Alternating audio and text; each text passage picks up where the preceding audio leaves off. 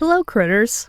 So, you've deconstructed religion, and all of a sudden you're looking straight into the eyes of an indifferent and uncaring universe, and now you're being crushed by the inescapable weight of death, meaninglessness, and ever-present suffering. But fear not, for this man and his roadie rock have a solution for you. Albert Camus is the most well-known philosopher in the philosophy of absurdism. Many people who struggle with nihilism find healing and comfort in his essay, The Myth of Sisyphus. I'm not even going to tell you how many times it took me to say that without getting tongue-tied. And that includes a lot of people who have deconstructed religion and now all of a sudden don't have that comfort blanket when it comes to things like death, meaninglessness, despair. In the essay, he outlines the dissonance between humans' desire for meaning and the universe's absolute silence on providing any. He says the universe does not have an inherent meaning, and he calls this dissonance the absurd. He argues that you can react to this dissonance through suicide. Please do not do that. That is not the answer. Philosophical suicide through religion, or the most fulfilling and rewarding reaction, which is to embrace the absurd and continuing to live fully despite it. Our lives can feel like Sisyphus rolling the boulder up the hill over and over with these dumb, mundane tasks that we have to do all the time. Fuck you, laundry. He describes Sisyphus as the true proletariat of the gods. But he argues we should imagine Sisyphus is happy in spite of this, and then live like that. We should revolt against the despair of the absurd. And that's why in this essay he then says, the struggle itself towards the heights is enough to fill a man's heart.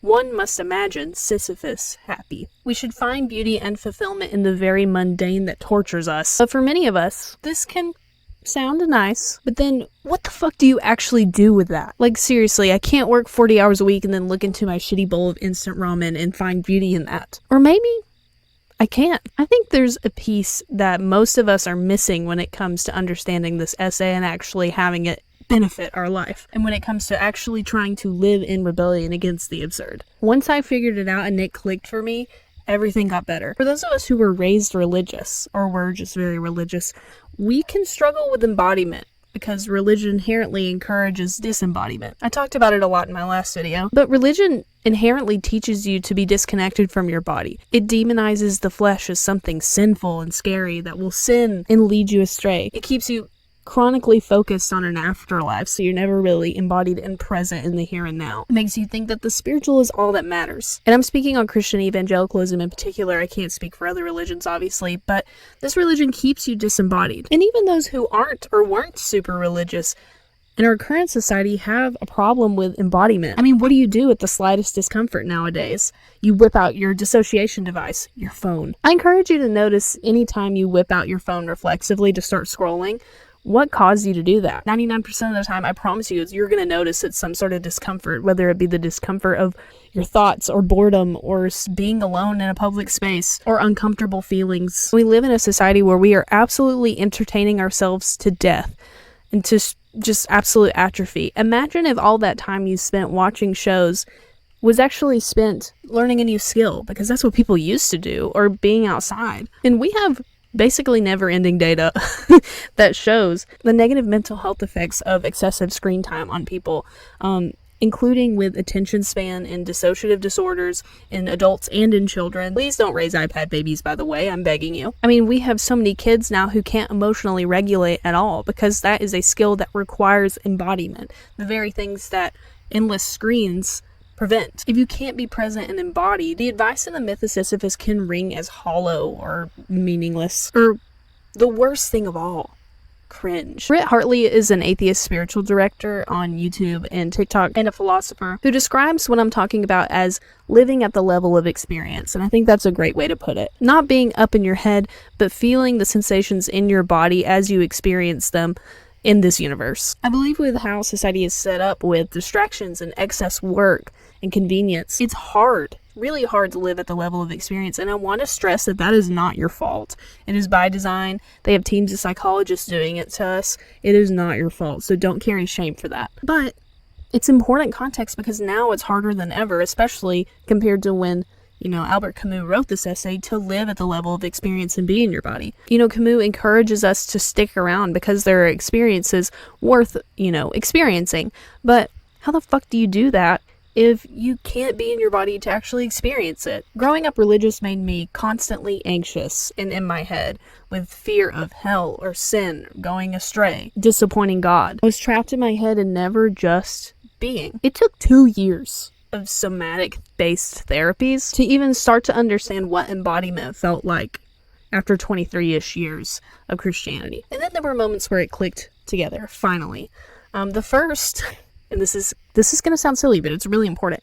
The first one was one day I was eating a lemon. I love lemons. I love to put salt on lemons. I eat them. And I was anxious that day, so I took a second to really just focus on the sensation of the taste of the lemon in my mouth. And then this awe and mystery hit me like a truck. I thought, wow, random bits of matter in the universe billions of years ago came together to form a rock that had the conditions for life. And then that life evolved over billions of years to eventually form sensory organs and a consciousness, and then lead to me. And plants evolved to make these fruit that I and my species can eat and enjoy sensory-wise for evolutionary reasons. And this fruit just grows from dirt and water from the ground, and now I'm eating it and I'm getting to experience the sensation of taste, and it's awesome and fun.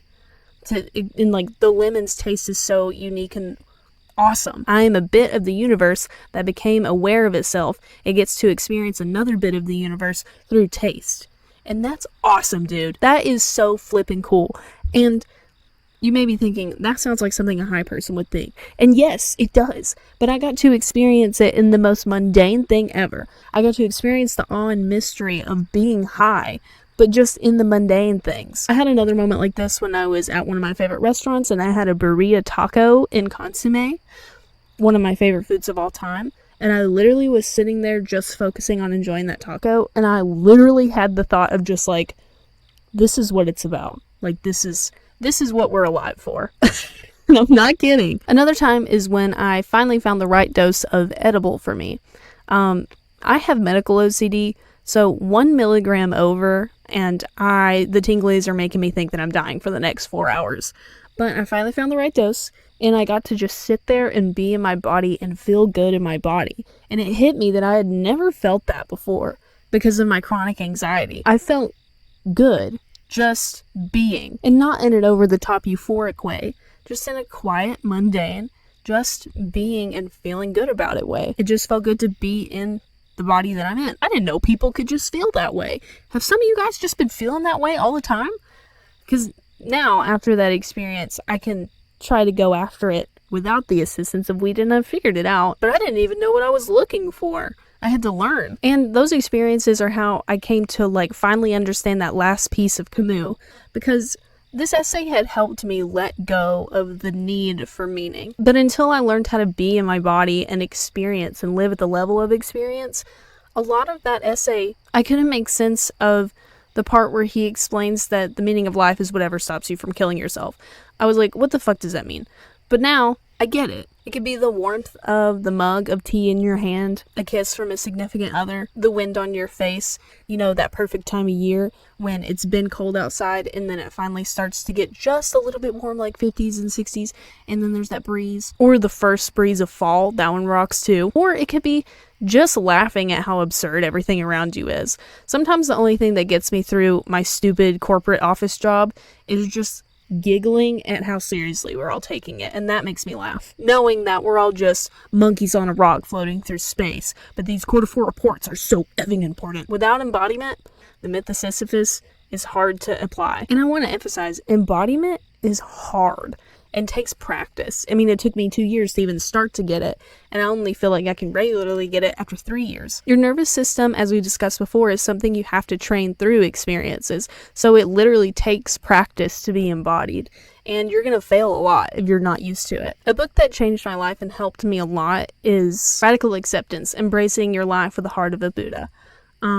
Some of her language is a little woo-woo, but the content of it is very well supported with data and very, very, very, very, very, very, very helpful. A lot of this book is about embodiment.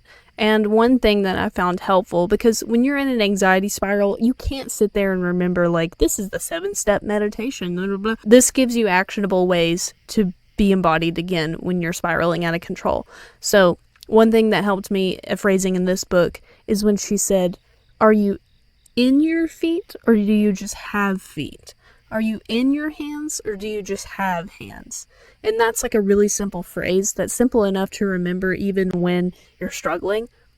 But it's very helpful to take a moment and to be in your feet, all the way in your feet and all the way in your hands, and to be aware of where your fingertips end and where your toes end, that kind of stuff. There are also really helpful, easy to remember things like body scans. So to help you learn how to be in your body, just mentally imagine scanning from the very top of your head down, feeling like where your eyebrows are, where your ears are. Is your jaw clenched? Where's your tongue? And going all the way down your entire body like that, very slowly, noticing everything. Practicing that is really helpful. And it sounds, and also, like I mentioned, the experiences that helped me when I'm tasting something or experiencing something sensory-wise, just really leaning into that and focusing on the sensory input itself. Britt Hartley also mentions that sometimes when she's being neurotic in the shower, doom spiraling, which we can all relate to, I'm sure, she just focuses on the feeling of the warm water on her hands and remembers that that's an experience that humans for most of history did not get to experience. Warm water falling on command onto your hands is awesome. And all of this sounds really silly, and it is. We're talking about the absurd here. But also remember, you're an organism. You're an animal. So it may seem silly because we're trying to pretend like we're not animals, but you are. And it starts to feel less silly once you start to get it. And those moments where you're teaching yourself how to be embodied will eventually start to make sense. But don't get frustrated if it takes a long time. We live in a society that teaches you the exact opposite for 20, 30, 40 years of your life, however old you are. And remember, if you're somebody who really struggles with severe dissociative disorders or disembodiment, nothing can replace a therapist. I'm not a therapist. This is just advice from someone who's a therapy deconstruction vet. But within your means, you should try to get with a somatic-based therapist. And yeah, sometimes I still get caught up in my neurotic existential dread. I'll be at work trying to, trudge through an Excel sheet, feeling like none of this matters, knowing none of this matters. And we're all just pretending, or like they're not even, the people around, I'm in the Truman Show. It feels like I'm in the Truman Show. The people around me won't even be aware that they're a monkey on a rock floating through space, and this doesn't actually matter. They're taking it so seriously. But I remind myself to stop and just be, and to enjoy the sensation I get when I learn something new, or finally accomplish something small, or focus on the sensation of whatever I brought for lunch, or connecting with the people I like at work. Or, again, I just take a moment and laugh at how absurd the whole situation is. And that's what Camus was talking about. And that's what makes life worth living. Not some grand cosmic thing or some calling from a god, but getting to say, hey, I get this little blip of a turn to experience the universe itself, because that's what you're doing. You are the universe experiencing the universe. You get a chance to briefly do that, and it's your turn. So learn to be. It's very fleeting, so be here and now, and be in your body, and experience the sensations that you are so lucky to get to. Britt Hartley also said in one video, and I thought this was so true, you get to be alive, which is amazing enough, but you're not like a tree. You get to be a human who gets to ponder this stuff and who gets to experience on a level that's really amazing. So that's why I think that living at the level of experience and being in your body is that missing bit for a lot of people with the myth of Sisyphus. I get tongue-tied on that so many times. So if you read Myth of Sisyphus and it didn't quite click, maybe that was it. And I really encourage you to practice embodiment. Maybe the answer isn't thinking, but feeling. Because the universe is super absurd. This is all crazy and silly. But the universe also made lemons. And that's sick as hell. Thank you for being here and joining me on a reconstruction video instead of a deconstruction one.